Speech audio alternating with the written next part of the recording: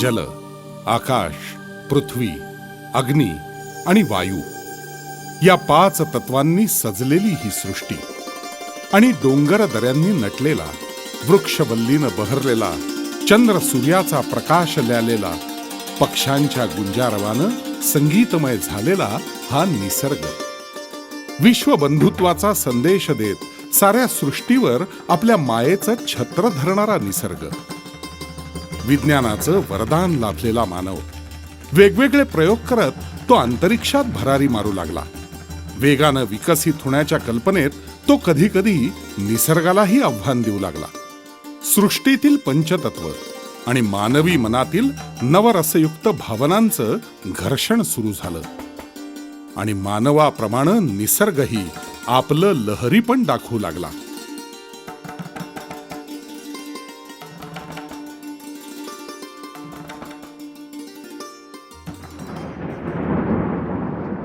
आभाळ फाटल्यासारखा पडणारा संततधार पाऊस.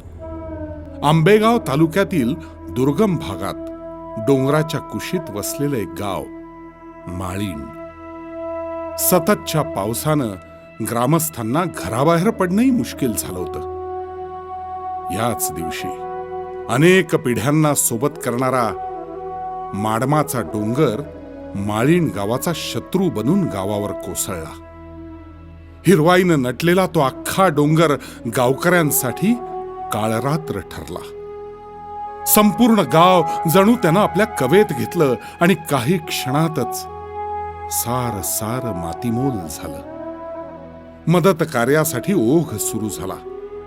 या मदत कार्यात स्वतःला झोकून देणारं एक पथक होतं कैलासवासी शंकरराव भोई प्रतिष्ठानचं. ज्या समाजात आपण राहतो, ज्या समाजामुळं आपण घडतो, त्या समाजाचं ऋण फेडणंही तितकंच महत्वाचं आहे. या वैश्विक भावनेचं पालन करणारं व्यक्तिमत्व म्हणजे डॉक्टर मिलिंद भोई आणि अनेक लोकोपयोगी प्रकल्प राबवणारी संस्था म्हणजे भोई प्रतिष्ठान.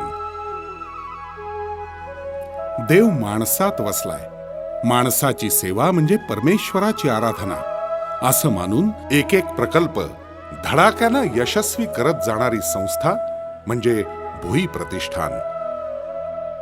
सुन्न झालेलं माळीण गाव, जिथं फक्त आक्रोश आणि जेसीबीची घरघर चालू होती.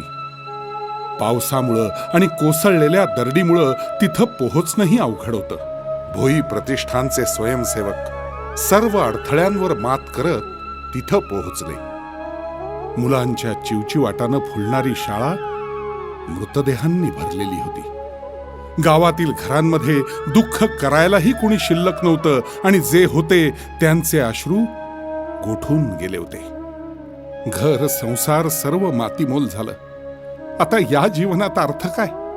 ग्रामस्थांच्या या प्रश्नानं या स्वयंसेवकांना निरुत्तर केलं. सरकारी यंत्रणा, विविध संघटनेबरोबरच भोई प्रतिष्ठानही मदत कार्यात सक्रिय झालं.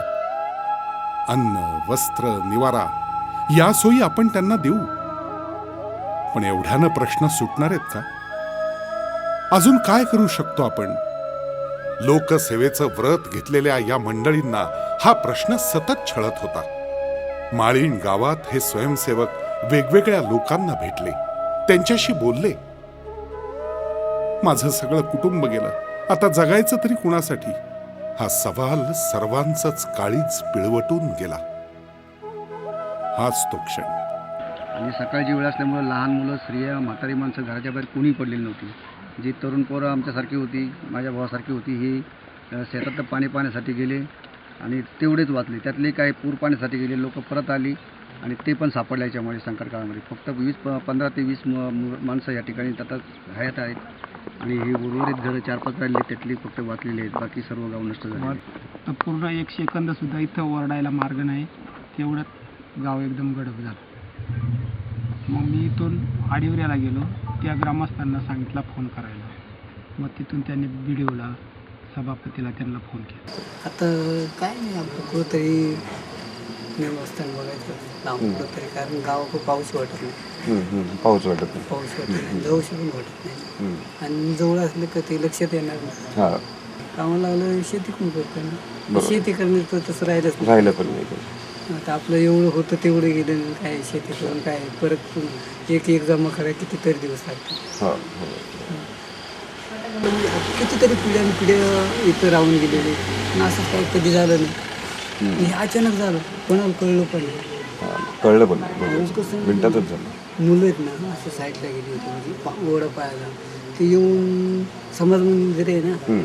तिथं येऊन उभी राहिले त्याला सुद्धा कळलं नाही पळायला पळायला सुद्धा वेळ मिळाला नाही. असं तर घरातली मुलं बायको वगैरे हे तर पळू शकत नाही त्याला घरात काय नाही त्याला करणार? काय कळणार नाही. जगायचं कुणासाठी?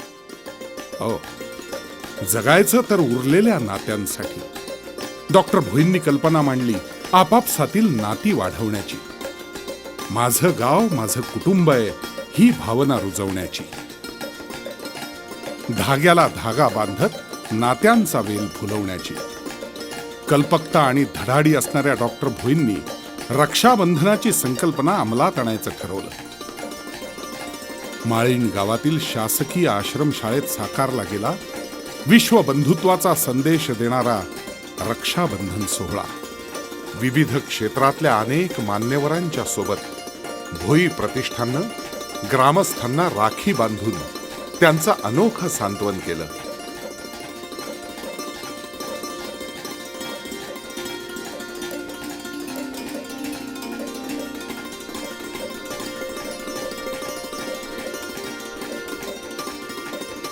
सुवर्ण पदक मिळालं. तुम्ही वाचला असेल कदाचित टीव्ही पाहिला असेल तर ते कळले.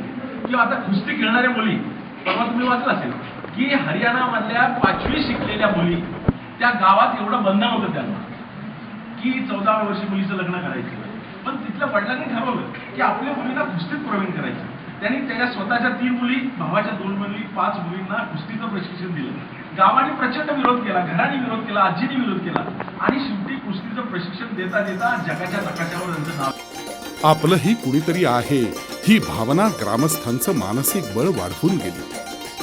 मुलांमध्ये आत्मविश्वास वाढावा यासाठी कथाकथनातून त्यांचं दुःख हलकं करून त्यांच्या ओठांवर हसू फुलवण्यात आलं. चांदोबा तू रडू नको किती किती रे रडलास हौदरड्याने भरलास उलटा चालू नको कधी असाच पडशील जलामधी. गणपती बाप्पा अपनी मंजिल एक है आहा अपनी मंजिल एक है ओहो. विश्व बंधुत्वाची नात्याची संकल्पना गाण्याच्या माध्यमातून मुलांमध्ये रुजवण्यात आली. हे स्वयंसेवक केवळ वैद्यकीय उपचार करून थांबले नाहीत तर नात्यांची वृद्धी करणाऱ्या रक्षाबंधन या संकल्पनेचाही त्यांनी मानसशास्त्रीय उपचार यशस्वी केला. माळीण गावातील लोकांची मानसिक ताकद वाढवण्यात रक्षाबंधन ही कल्पना मोलाची ठरली. कैलासवासी शंकरराव भोई प्रतिष्ठानच्या माध्यमातून आज अनेक सामाजिक उपक्रम राबवले जात आहेत. त्यांच्या उपक्रमातून समाज बांधवांनाही प्रोत्साहन मिळत आहे. रक्षाबंधनाचा धाग्यानं जोडला जाणारा धागा आपल्याला जणू सांगू पाहतोय, जाग गड्या तू जाग जरा रे, डोळे उघडून बघ जरा रे. जाग गड्या तू जाग जरा रे, डोळे उघडून बघ जरा रे.